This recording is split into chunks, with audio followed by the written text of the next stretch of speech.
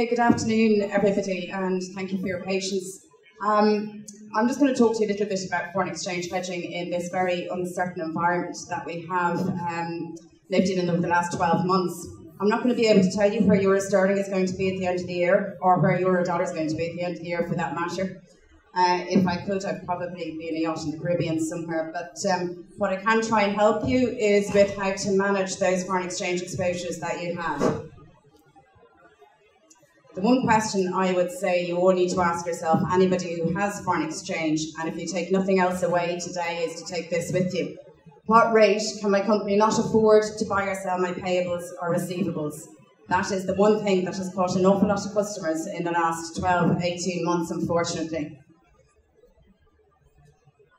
Just to give you a little bit of an overview in terms of where we are now, euro sterling, as anybody living in this planet will know, has had a substantial move in the last 12 months. We've had a 34% move in 12 months from a low of 69.88 to a high of 93.65. It goes without saying 17% of that move was obviously since the outcome of Brexit in the UK. As I say, risks remain for sterling as exit talks with the EU are likely to prove difficult. We've seen euro sterling move in a 3 or 4 pence range on given days in the last 12 months. I remember when I lived in the UK, it traded really between 63 and 67 pence for the entire 2 years that I was there. However, 3 or 4 pence moves in any given day are not unexpected in the current environment. We're currently trading around the 86p level. Don't be surprised to see spikes up to 90p as the exit strategy is finalised and the outcome determined. I would say, however, the UK economy is continuing to perform. We have seen in the last 2 days the figures just not come in as strong as they did think, but throughout all of this, the UK economy has continued to perform very well. It is also taking the spotlight off what is going on in Europe at the minute, whereby we have some major obstacles coming our way, mostly in line with the political side of it. We have the first elections coming up in the Netherlands, followed by France and Germany. Now, interestingly, Le Pen, who is very much anti-Euro and has said that the first thing she'll do is have a referendum on leaving the Euro, never mind the EU, is ahead currently in the polls over there by 1 or 2%. Now, it is likely when they get to a second round that may not continue, obviously, but as it stands, she is ahead. We still have the financial issues that are going on in Greece.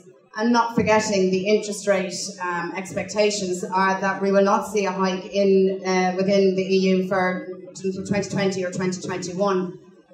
So that interest rate gap is still going to remain between Europe and the UK and Europe and the US. Just to give you an idea, Reuters will produce forecasts for us every month where they go out to all the different banks, so just don't take my word for it as such. To provide you with, an overview of where all of the economists that they pose, about 49 or 50 of them, where they think euro sterling will be. The medians were coming in now. Again, these will be coming out again at the end of this week. But at the beginning of the month, we were looking at 85p in the 1 month. They're not far off that. 86p in the 3 months, 6 months 86p in the 12 months 87p. Somewhat conservative, you might suggest, but I probably wouldn't argue with that myself. I think 85p, and it's my opinion only, is more accurate trading range for the pair going forward. And let's not forget, Brexit has put a spotlight on the speed of the move that we saw this year, but we were here before. In 2008, we had a 26% move in nearly half the time in an 86-day period. Now, the spotlight at the time was the fact that the whole global economy was going down the toilet at the time, so euro sterling wasn't really a focus in terms of the speed of the move at that time. We should probably move on to euro dollar. Again, not so much of the volatility that we saw at a high of 116.14, a low of 103.42, again in the last couple of months, last 12 months or so. It's most definitely in a lower trading range. I know it's up at about 107.5 there before I come in here. The US economy are still expected to hike rates another 3 times this year. And again, as I said, Europe not expected to hike rates till 2020 or 2021. That will put increasing pressure on the euro and should technically harden the dollar a little bit farther. There are a couple of unknown factors out there, primarily, obviously, the Donald administration. We still don't really know how that is going to evolve. We're getting a pretty good flavour for it, I think, this week so far into last week. He is promising increased spending, trade restrictions, wider budget deficits, an end to a decade-long low inflation environment. And as I say, let's forget those European elections. The thing is, so far, Donald Trump is good for business in the States, and it's as a result of that the dollar has hardened in the last, since his inauguration, since he was voted through. In fact, we've seen the dollar strengthen quite a bit. Again, the forecast at the beginning of the month was at 104 for about now. It's about 3 cents off. 3 months 103, 6 months 103, and 12 months 104. I'd say they're accurate enough. If not, I'd probably be ending down towards parity if I was a guessing person.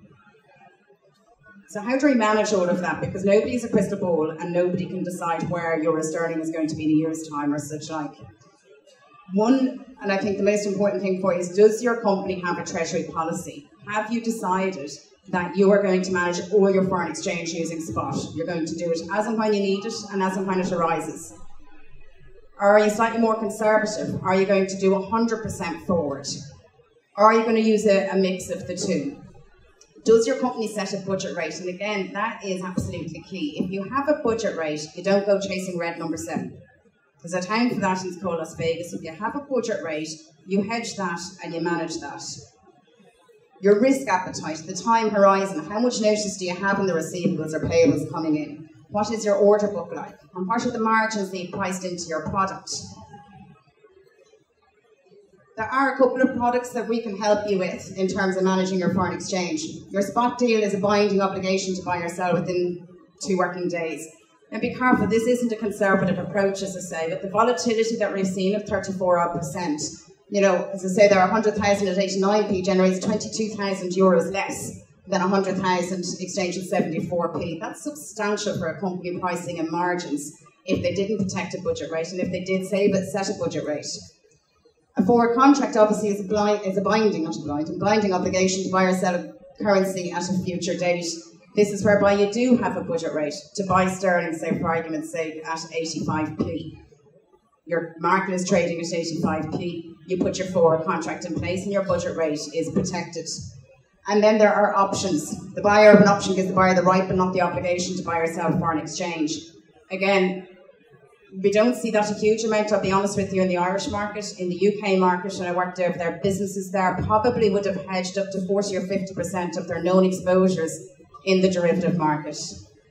There is small print there, there's EMIR obligations. Obviously, if you book a forward and need to reverse it, there could be a loss in it, you need to be careful of that. Customers have to be mandated to deal with this directly in AIB Treasury. That's as a result, obviously, of the risk that is inherent in foreign exchange. And forward contracts do require a forward limit from your relationship manager. Again, the one thing I'd ask yourself is decide what rate your company cannot afford to buy or sell payables or receivables, and that really has to be at the forefront of anybody with a foreign exchange exposure. And where do we come into this and what can we do? Well, as I say, we will offer all of those products. We also offer interest rate hedging as well. Again, the same thing applies. Any of you that have debt, just be very, very careful as well. At what rate can your company not afford to repay its loans? It's marvellous at the minute with your IBORs down minus 0.3%, 5-year rates just in flat at the minute. But at what stage do those rates have to go to that the company becomes just a little bit tight on margins because the interest rate they're paying on their loans is going up? We can help you with that too. We'll assist you in formulating a treasury policy. We'll manage interest levels and market orders for you. If there's a specific rate you want to buy sterling at, if you think it's going to go to 87p and you want to buy sterling at 87, you can leave an order with us. And that will be managed 24/7 because obviously the markets are going 24/7. We have effective deal settlement for those of you that are AIB account holders and have the IBB platform. You will see the money going into your account simultaneously, not long after you book an exchange rate with us. We will understand your business and meet with you annually. Most of our primary customers, we will arrange to meet with them at least once a year or more if required. And as I say, we will assist you in formulating the treasury policy. We also do offer proactive intervention. We have a morning comment service. It's on our website, which is fxcentral.com.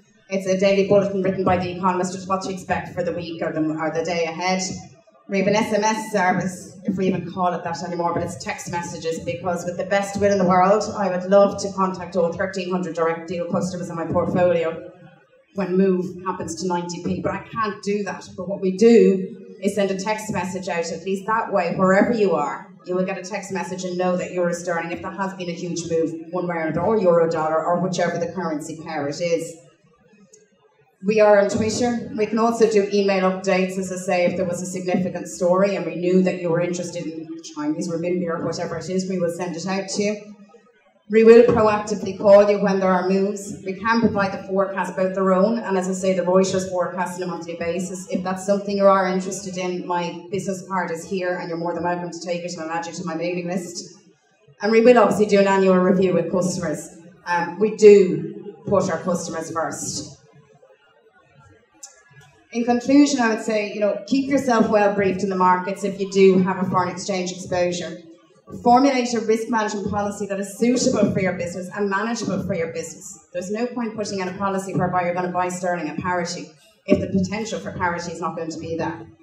Know the risk management alternatives available to you both in foreign exchange and interest rate hedging. And speak to us in Treasury regarding your situation. We are there to talk to you. You can talk to us whenever you like.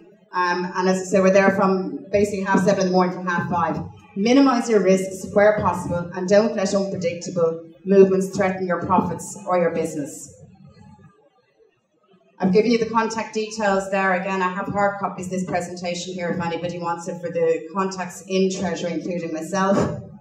And my colleagues here in the front row, we have a stand at 39 for any companies looking to acquire businesses or talk about capital. They'd be more than happy to talk to you directly in that regard. If anybody has any questions, let me know.